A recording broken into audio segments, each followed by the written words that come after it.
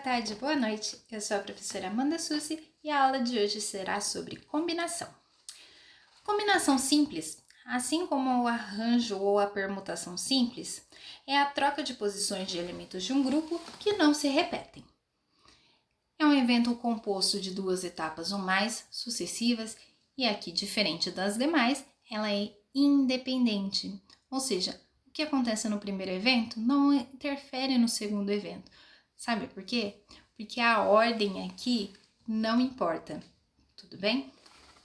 Então, a possibilidade do evento ocorrer é calculado pela divisão entre o arranjo simples desses elementos com a fatoração das posições. Isso aqui daqui a pouquinho vai ficar mais claro para vocês.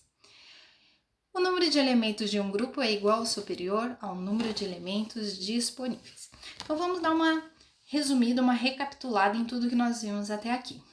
Na permutação, o número de elementos é igual ao número de posições e a ordem das trocas é importante, tudo bem? No arranjo, o número de elementos é igual ou maior, superior ao número de posições, tá? Normalmente é sempre superior ao número de posições. E a ordem é importante nas trocas, isso é o arranjo. Na combinação, o número de elementos vai ser igual ou maior, superior ao número de posições. E aqui a ordem não vai importar, tá? Então esse é um resuminho bem rápido, bem básico de todas as três técnicas da análise combinatória. Vamos para o exemplo da combinação simples. Se eu tiver 5 candidatos, vamos nomeá-los pelas letras A, B, C, D e E. De quantas maneiras diferentes podemos formar uma equipe de 3 pessoas? Ou melhor, 3 vagas de emprego para 5 candidatos. Vamos pensar dessa forma? Colocando as 3 possibilidades, né? As 3 vagas de emprego, cada uma representando um evento diferente. O primeiro, podemos candidatar os funcionários A, B, C, D ou E. Então, temos 5 possibilidades. Se eu escolher o funcionário A, para a segunda vaga eu vou ter 4 possibilidades. E se por um acaso eu escolher o funcionário B, vai me sobrar apenas 3 possibilidades de candidatos para contratar, certo? Fazendo o cálculo multiplicativo de todas as possibilidades, eu tenho 60 maneiras de encaixar os funcionários nessas vagas. 60 possibilidades de funcionários para ser preenchida essas vagas, tudo bem?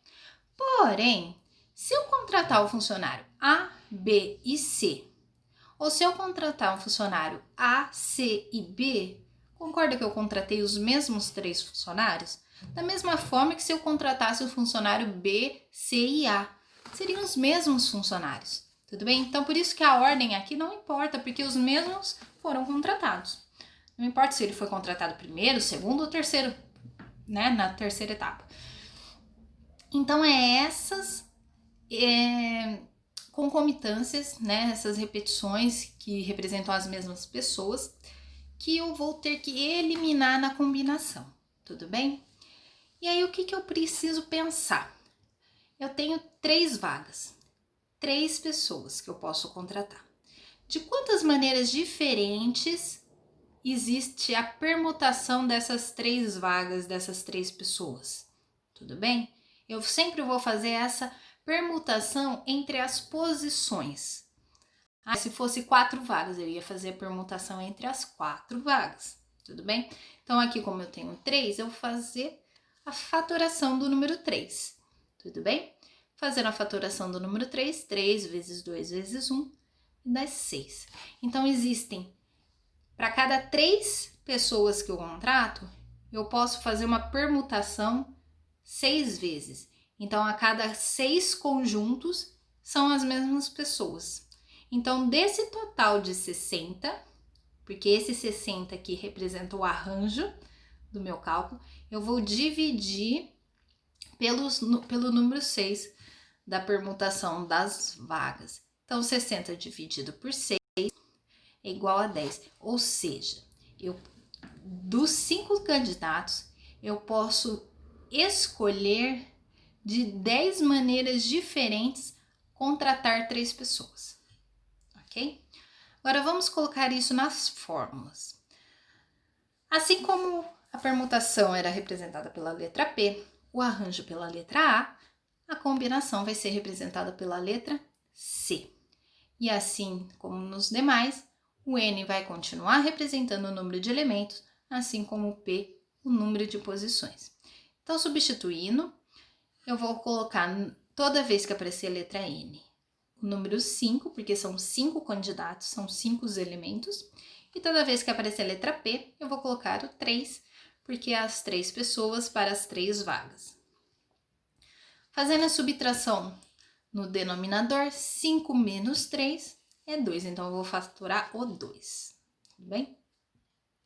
5 fatorado é 5 vezes 4 vezes 3 vezes 2 vezes 1. 3 fatorado é 3 vezes 2 vezes 1. E 2 fatorado é 2 vezes 1. E aí, olhando a fração, eu vou simplificar os números que se repetem em cima e embaixo, tá? Então, eu vou simplificar ali o 3, o 2 e o 1. Quem que sobra? O 5 vezes 4, que dá 20, e o 2 vezes 1, que dá 2. Fazendo a divisão, 20 dividido por 2 é igual a 10. Em alguns casos, em alguns livros, pode ser que ao invés de vocês verem essa fórmula expressa totalmente dessa forma, pode aparecer o símbolo do arranjo, o A maiúsculo, o N, P minúsculo, tá? Dividido pelo P, que é o número de posições fatorado, que nada mais é o que nós fizemos aqui, tá? Que o valor do arranjo, né, daria 60, e aí faria divisão pelo P fatorado, que é o 3 fatorado, que é o 6, né? Que 3 fatorado dá 6. Então, seria 60 dividido por 6. Então, pode ser que em alguns livros, em alguns enunciados, a fórmula da combinação, ela venha mais enxuta, mais agrupada, representado pelo arranjo dividido pela posição fatorada, tá? É só uma maneira de representar. Eu, particularmente, eu prefiro já ver ela por extensa, já toda bonitinha, do que eu ficar pensando, eu tenho que lembrar da fórmula do arranjo e lembrar de dividir. Eu já decoro a fórmula por extensa, tá? Como se diz? Opinião particular, tá? Então, recapitulando, as posições é menor ou igual o número de elementos. Quando utilizamos a combinação, né? Quando o número de elementos for maior ou igual ao número de posições de troca e a ordem não for importante, tudo bem? No mundo da moda, se nós pensarmos, quando eu estiver fazendo uma escolha de roupa, tá? Eu tenho inúmeras opções de camisetas, de shorts, e eu estiver experimentando a que fica melhor. Isso é uma combinação, eu estou combinando as minhas roupas, procurando a melhor combinação de roupa para uma única pessoa, várias opções de roupas para uma única pessoa.